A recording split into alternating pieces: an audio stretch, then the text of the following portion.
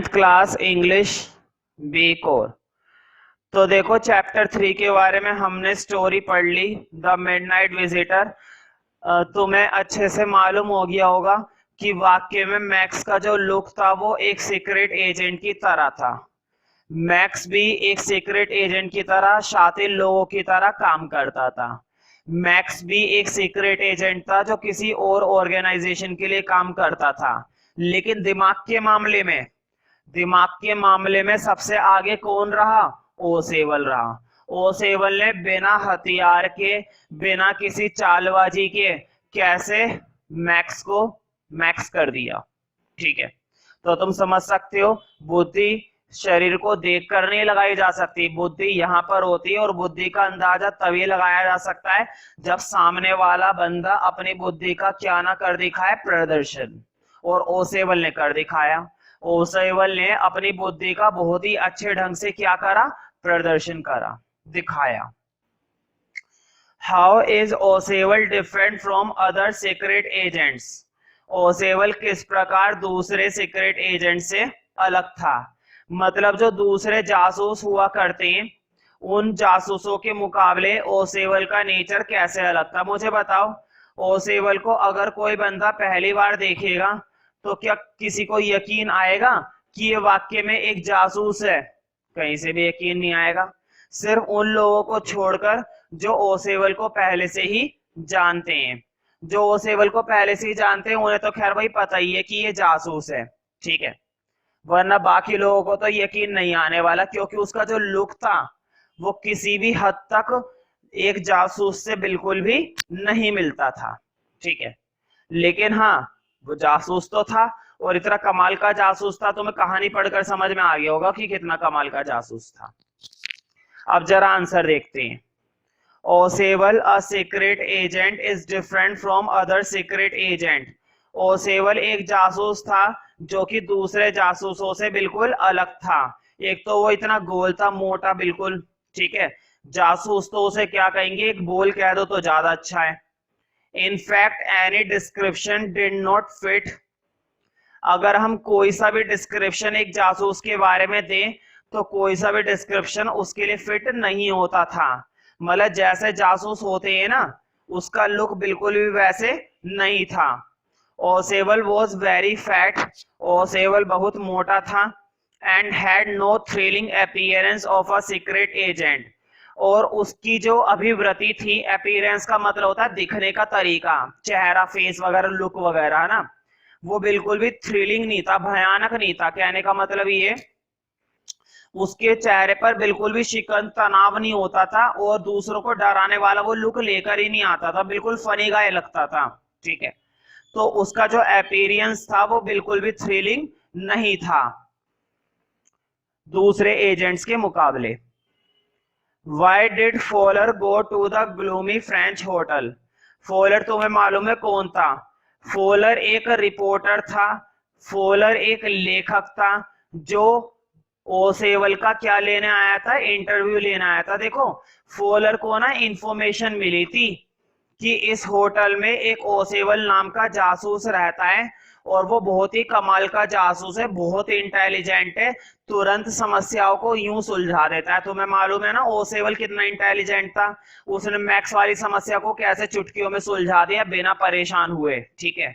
तो फोलर को ये सारी बातें पता थी ओसेवल के बारे में पहले से ही, लेकिन वो ओसेवल से पर्सनली नहीं मिला था। तो फोलर ये सोच रहा था यार आज बड़ा मजा आएगा, ऐसी न्यूज लेकर आऊंगा कि मेरा मालिक जो है, मेरा जो ओनर है वो खुश हो जाएगा। मैं न्यूज़पेपर में ऐसी न्यूज प्रिंट करूंगा, वो भी खुश हो जाएगा, कितनी कमाल की इंफॉर्मेशन लेकर आया है। तो ये ओसेवल से मिलने के लिए कहां पर आता है? फ्रेंच होटल में आता है, उससे मिलने के लिए, इंटरव्यू लेने के लिए। लेकिन जब ये पहली मुलाकात करता है ओसेवल से तो इसका दिमाग खराब हो जाता है, फोलर का है। मैंने तो सोचा था कि बहुत स्टाइलिश, जबरदस्त तरीके वाला ओसेवल होगा सीक्रेट एजेंट, लेकिन ये तो मोटा और गोल आदमी निकला, बताओ।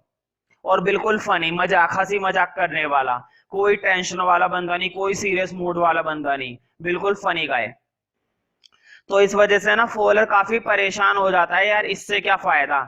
लेकिन फोलर को सारी बातें समझ में आ जाती है कि आखिर ये कितना इंटेलिजेंट वाकई में है। Fowler had gone to the gloomy French hotel. Fowler gloomy French hotel में गया. ग्लूमी का मतलब होता है अंधेरा, अंधकार. ठीक है, एक रहस्यमयी. वैसे तो ग्लूमी का मतलब निराशा भी होता है, परेशानी, उदासी. हाँ, फ्रेंच होटल के आगे ये वर्ड क्यों लगा हुआ है ग्लूमी, इस बात का तो भाई मुझे भी नहीं मालूम कि फ्रेंच होटल के सामने ग्लूमी शब्द लगाने का क्या मतलब है. हो सकता है कि नाम के साथ जुड़ा हुआ हो. To meet a secret agent, तो वो उस सीक्रेट जासूस से मिलने के लिए जाता है. फोलर. अ स्पाई, जो कि एक जासूस था. स्पाई का मतलब भी क्या होता है, जासूस. Dealing in espionage and danger, जो डील करता है, जो हमेशा खतरों का सामना करता है ना. एस्पियोनेज का मतलब होता है खतरा, मुकाबला. ठीक है, दिक्कतों का सामना, रोमांच वगैरह, इन सब का ना, जो खतरे का सामना करता है, तो वो उससे मिलने के लिए गया था. He wish to meet a mysterious figure, उसने ये आशा करी थी फोलर ने कि मैं आज एक ऐसे इंसान से मिलने जा रहा हूं जो मिस्टीरियस है, रहस्यमयी होगा, खतरनाक होगा ना, कुछ तो खुफिया होगा उसमें. जासूस जो होते हैं ना, वो खुफिया होते हैं, छुपा कर रखते हैं खुद को. तो ये बड़ी खुशी के साथ गया था, मन में बड़े इच्छा थी इसके, उससे मिलूंगा आज मैं, ये वो दुनिया का.